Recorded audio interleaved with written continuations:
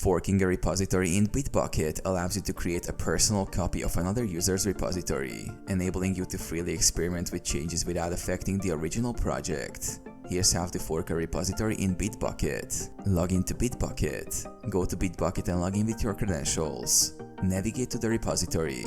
Find the repository you want to fork.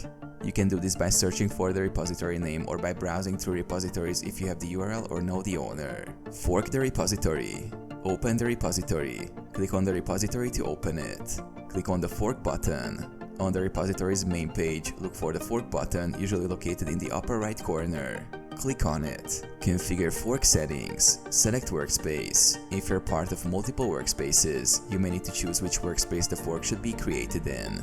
Name the fork. You can choose to rename your fork or keep the default name. Create the fork.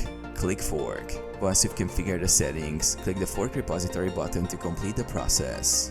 Access your fork. After forking, you will be redirected to your new repository copy. You can now clone this repository to your local machine or make changes directly from Bitbucket.